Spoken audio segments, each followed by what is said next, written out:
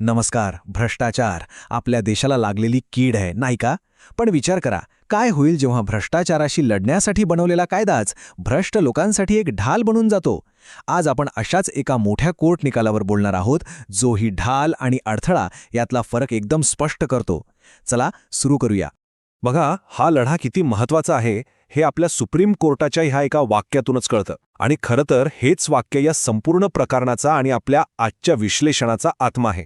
भ्रष्टाचार देशाचा शत्रू आहे आणि त्याला शोधून काढणं, मग तो कोणी असो, हे आपलं काम आहे. हो, कोर्टाने अगदी बरोबर म्हटलंय. भ्रष्टाचार म्हणजे आपल्या देशाची अर्थव्यवस्था, आपला समाज आतून पोखरून काढणारी वाळवीच आहे. आणि ह्या शत्रूशी लढायला आपल्याला कायदे लागतातच. पण मग गडबड कुठे होते? गडबड तेव्हा होते जेव्हा काही हुशार अधिकारी ह्याच कायद्यांचा वापर स्वतःला वाचवण्यासाठी करतात. तर आता आपण त्या कायदेशीर ढालीबद्दल बोलूया, जी या सगळ्या प्रकरणाच्या केंद्रस्थानी आहे. एक अशी ढाल जी खरं तर प्रामाणिक अधिकाऱ्यांच्या संरक्षणासाठी बनवली गेली होती. तर हे कलम 17A म्हणजे सेक्शन 17A आहे तरी काय? अगदी सोप्या भाषेत सांगतो. हे सरकारी अधिकाऱ्यांसाठी एक प्रकारचं सेफ्टी जॅकेट किंवा संरक्षण कवच आहे. म्हणजे काय? तर कोणत्याही ऑफिसरने त्याच्या कामाचा भाग म्हणून घेतलेल्या निर्णयाबद्दल पोलिसांना थेट चौकशी करता येत नाही. आधी त्यांच्या बॉसची म्हणजे वरिष्ठ अधिकाऱ्याची परवानगी घ्यावी लागते. आता प्रश्न येतो की अशी ढाल बनवलीच का? तर त्याचा हेतू खूप चांगला होता. पहिला म्हणजे प्रामाणिक अधिकाऱ्यांनी दबावाखाली न येता मोकळेपणाने निर्णय घ्यावेत. कोणीतरी उगाच त्रास द्यायला खोटी तक्रार करेल ह्या भीतीने त्यांचं काम थांबू नये. थोडक्यात प्रशासनाचं काम सुरळीत चालावं यासाठी हे गरजेचं होतं. मग प्रॉब्लेम कुठे सुरू झाला? प्रॉब्लेम तेव्हाच सुरू झाला जेव्हा संरक्षणासाठी बनवलेली हीच ढाल न्यायाच्या मार्गातला सगळ्यात मोठा अडथळा बनली. आणि हे कसं घडलं? चला एक खरं प्रकरण बघूया. हे प्रकरण आहे पुणे शहराचे अभियंता श्री प्रशांत. आरोप होता की त्यांनी त्यांच्या कायदेशीर उत्पन्नापेक्षा कितीतरी पटीने जास्त संपत्ती जमा केली आहे. आणि इथूनच हा सगळा कायदेशीर पेच सुरू झाला. आणि ही बेहिशोबी मालमत्ता किती होती? तक्रारीत जो आकडा होता तो ऐकून धक्काच बसेल. तब्बल 2000 कोटी रुपये. विचार करा, आकडा किती मोठा आहे. यावरूनच या आरोपांचं गांभीर्य आपल्या लक्षात येतं. आता बघा तपास कसा अडवला गेला. मे 2016मध्ये तक्रार दाखल झाली. त्यानंतर जवळपास 3 वर्ष लाचलुचपत प्रतिबंधक विभाग म्हणजे ACB गोपनीय चौकशी करत होती. पण त्यांना म्हणावं तसं सहकार्य मिळालंच नाही. शेवटी ACBला कळलं की आपल्याला अधिक अधिकार हवेत. म्हणून त्यांनी जानेवारी 2019मध्ये खुली चौकशी करण्याची परवानगी मागितली. कोणाकडे? तर महापालिका आयुक्तांकडे. आणि काय झालं? एप्रिल 2019मध्ये आयुक्तांनी ती परवानगी चक्क नाकारली. म्हणजे तपास तिथेच ठप्प झाला. तर आता तो कळीचा मुद्दा लक्षात आला असेल. कलम 17A कशासाठी आहे? प्रामाणिकपणे घेतलेल्या निर्णयांचं संरक्षण करण्यासाठी. आणि इथे त्याचा वापर कसा झाला? तर बेहिशोबी मालमत्तेच्या आरोपांची चौकशीच थांबवण्यासाठी. म्हणजे ज्या कायद्याने संरक्षण द्यायचं तोच कायदा अडथळा बनला. आणि मग जेव्हा सगळे मार्ग बंद झाले तेव्हा या प्रकरणात मुंबई हायकोर्टाने एंट्री घेतली. कोर्टाने यावर असा एक निकाल दिला जो ऐतिहासिक ठरला. हे प्रकरण हायकोर्टात गेलं आणि कोर्टासमोर एक खूप मोठा आणि महत्त्वाचा प्रश्न होता.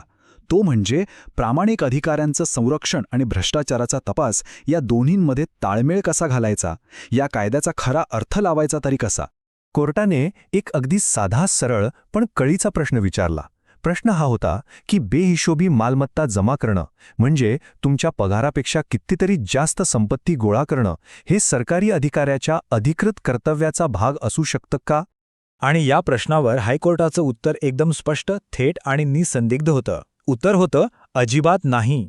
कोर्टाने आपला निकाल देताना काही गोष्टी अगदी काळ्या दगडावरची रेघ असल्यासारख्या स्पष्ट केल्या. पहिलं, कलम 17A ची ढाल फक्त कामाचा भाग म्हणून घेतलेल्या निर्णयांना आणि शिफारसींना मिळते.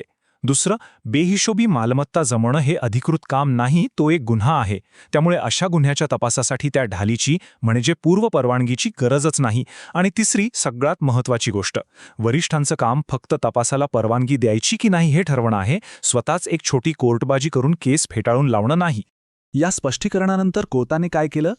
ज्या आदेशामुळे चौकशी थांबली होती तो आदेशच रद्द केला. आणि लाचलुचपत प्रतिबंधक विभागाला म्हणजे ACBला स्पष्ट निर्देश दिले की तपास पुढे सुरू करा. म्हणजे न्यायाचा जो मार्ग बंद झाला होता तो पुन्हा उघडला गेला. चला आता बघूया की या निकालाचा नक्की अर्थ काय आहे. कारण हा निकाल फक्त त्या एका केसपुरता नाहीये, याचे परिणाम खूप दूरगामी आहेत.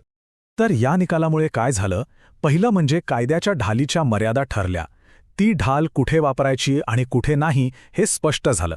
दुसरं, भ्रष्ट अधिकाऱ्यांना प्रामाणिकांसाठी बनवलेल्या कायद्यामागे लपता येणार नाही हे नक्की झालं. तिसरं, एसीबी सारख्या तपास यंत्रणांना एक नवीन बळ मिळालं. आणि चौथं, कायद्याचं राज्य मजबूत झालं. म्हणजे गुन्हेगारीला ऑफिशियल ड्युटीचं नाव देता येणार नाही हे सिद्ध झालं. आणि बघा, कोर्टाने आपल्या निकालात हे किती स्पष्टपणे म्हटलं आहे. फसवणूक, घोटाळा किंवा बेहिशोबी मालमत्तेची प्रकरणं ही कलम 17A च्या कक्षेच्या बाहेर आहेत. यावर आता कोणताही संभ्रम उरलेला नाहीये. तर या निकालामुळे भ्रष्टाचाराविरुद्धच्या लढाईत एक मोठं आणि महत्त्वाचं शस्त्र आपल्या हाती लागलं आहे हे नक्की. आता कायद्याची ढाल फक्त प्रामाणिक अधिकाऱ्यांचं रक्षण करेल, भ्रष्टाचाऱ्यांचं नाही. पण याचा अर्थ भ्रष्टाचाराविरुद्धची लढाई संपली का? नाही, ही लढाई इथे संपलेली नाही. हा फक्त एक महत्त्वाचा टप्पा आहे. खरा प्रवास तर अजून बाकी आहे. यावर विचार करायला हवा. या सुंदर आत्मिक प्रवासात माझ्यासोबत केल्याबद्दल तुमचे खूप खूप धन्यवाद. आणि हे ज्ञान आपल्यापर्यंत पोहोचवणाऱ्या ग्रीन रुद्राक्ष चॅरिटेबल ट्रस्टचे पुन्हा एकदा मनपूर्वक आभार. तुमचा दिवस शुभ असो.